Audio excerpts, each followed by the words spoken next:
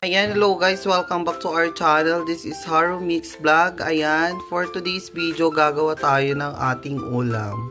Ito ay ang Dinoy-Doy Ilocano dishes. Ayan, so meron tayong main ingredients, syempre kalabasa. Ang palaya, then meron din man tayong konting pork dito. Then, syempre hindi mawawala ang ating onion, garlic, and ginger. Ayan, binuksan ko na ang kalan. So, kailangan nating painitin muna itong ating paglulutuan para igisa natin yung pork. Ayan. Okay, lalagay muna natin yung taba ng pork. So, hindi muna natin siya lalagyan ng oil. Igisa muna natin yung taba para lumabas yung oil niya. Ayan. Hintayin natin mag-isa muna to.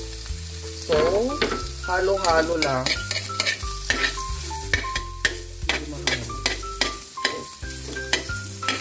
Ayan. Hintayin natin siyang maging medyo kulay orange para i-next natin yung karne. Palabasin lang muna natin yung mantika ng ating taba. Hintayin lang natin siyang maging color orange konti lang. Para doon natin makikita na nasisi na yung taba ng baboy. Ayan guys, medyo lumalabas na yung mantika ng ating taba ng baboy. So, medyo iluto muna natin siya hanggang maging golden brown na siya. If okay na siya, ilalagay na natin yung karne. I think okay na siya, naging golden brown na siya. So, ilalagay naman natin ang karne ng baboy. Ayan, ilalagay na natin yung karne. Ayan.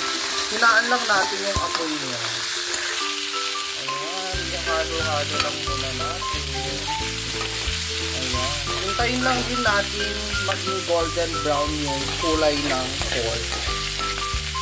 Ayan. Wow! Ayan. Hintayin lang natin siyang maging golden brown bago tayo maglagay ng mga onion, bawang, tsaka ginger. Ayan, halu-haluin lang natin siya hanggang maluto ng ating karne at maging golden orange na siya. Ayan. Wait. I think okay na ang ating pork. So, ilalagay na natin ang bawang. Ayan. Igisa muna natin yung bawang para bumango bago tayo mag-add ng onions. Ayan. Igisa lang natin hanggang maging golden brown din ang ating garlic. Ayan. Habang naluluto siya, natin yung patis.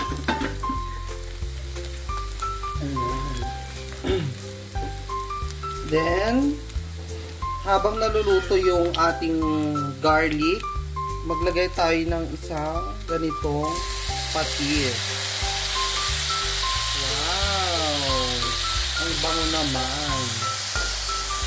So, yun na yung pampalasa ng ating pork, patis. Then, of course, I think okay na yung ating garlic. So, ang isusunod natin is onion. Siyempre, ang ating onion, hindi makakalimutan. Para mas masarap lalo ang ating Dinoy-Doy Ilocano dishes. Ayan.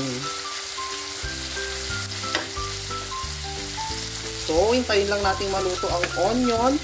Then, of course, after how many minutes, ayan, ilalagay na din natin ang luya.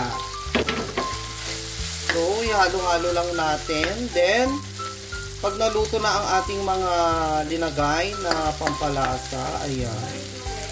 Lalagyan na natin siya ng water. Then, hintayin na lang natin na kumulo ang water bago natin ilagay ang kalabasa. Ayan, I think luto na ang ating mga linagay na sangkap. Then, iligigisa muna natin tong kalabasa. Ayan, kalabasa. Kumain tayo ng kalabasa, pampalinaw ng, nakita mo yun, Pampalinaw ng mata. Ayan. Igisa muna natin tong kalabasa. Ayan. Igisa muna natin ang kalabasa.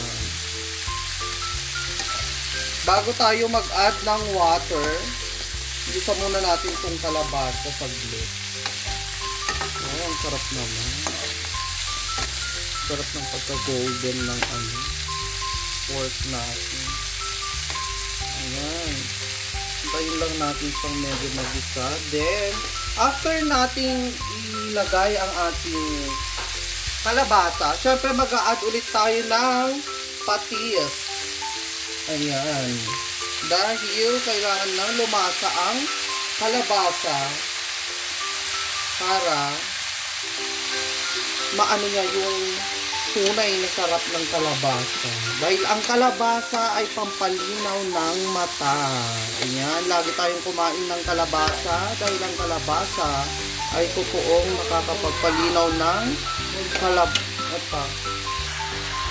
Ayan, hintayin lang natin siyang medyo nagisa. I think medyo okay na siya. Kaya, lalagyan na natin siya ng water. Ayan, lagyan natin siya ng water para lalong lumambot ang ating kalabasa. Hintayin lang natin siyang kumulo. Ayan.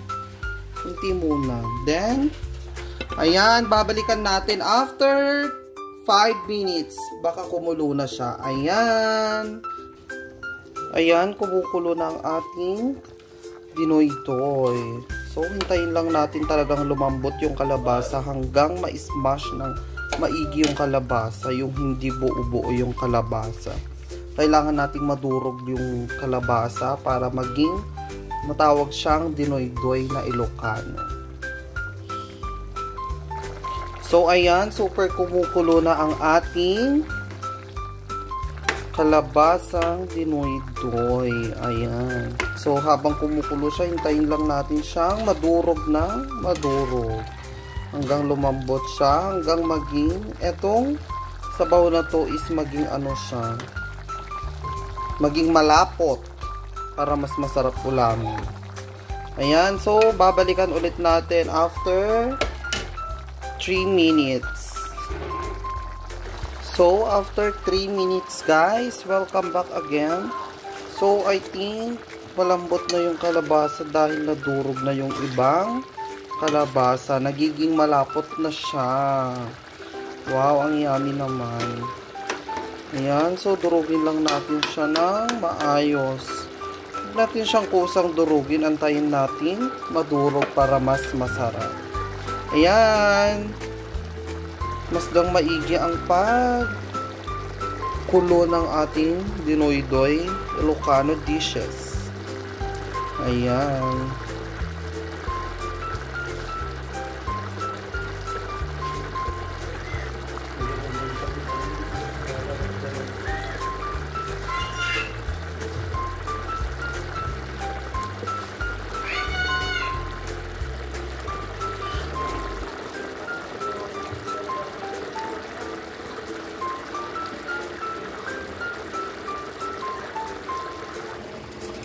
Ayan, dahil wala pa siyang masyadong lasa ang ating dinoy-doy, lalagyan natin siya ng pampalasa. Ayan, hulaan nyo kung anong linagay ko na pampalasa. Dahil sa akin mo lang, malalasap. Dito lang, malalasap ang tunay na sarap. Ayan, lagyan lang natin siya ng pampalasa. Ayan, after natin lagyan ng mga seasoning or ang ating mga pampalasa, ayan, after nating lagyan, ang ganda ng pagpapakulo ng ating dinoy-doy. Masdan nyo naman, guys, ang pagkulo niya, ang sarap. Tapos, ang bango-bangong amuyin ang ating dinoy-doy Ilocano dishes. Ayan, I think, malapit na siyang maluto. Ayan na siya, nagiging anong tawag dito? Malapot na siya. Ayan, ganyan ang dinoy-doy. I think medyo malapot-lapot na siya. So, ang sarap ng tignan. Next, of course, pag naluto na ang ating kalabasa, ilalagay na natin ang nakahihintay ng mga bitter. Ayan, lalagay na natin mamaya-maya ang ampalaya. Ayan, sa mga ayaw sa ampalaya dyan, masarap ang ampalaya. Ayan.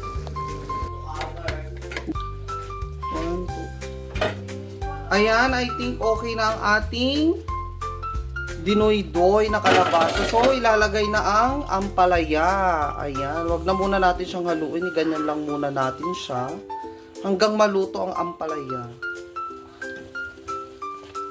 Ayan, ipunta lang natin siya sa loob para ma-absorb. Ayan, haluin na natin para maluto na rin ang ampalaya dahil luto na ang ating kalabasa. Ayan ang Ilocano dishes ng dinoy-doy.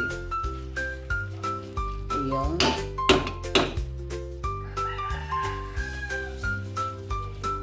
Ayan, hintayin lang natin siyang kumulo. Ayan ang ating dinoy-doy.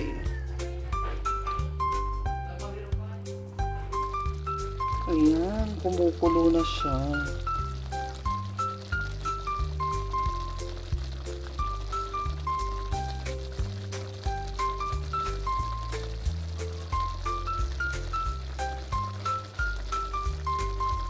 Hintayin na lang natin maluto ang ampalaya.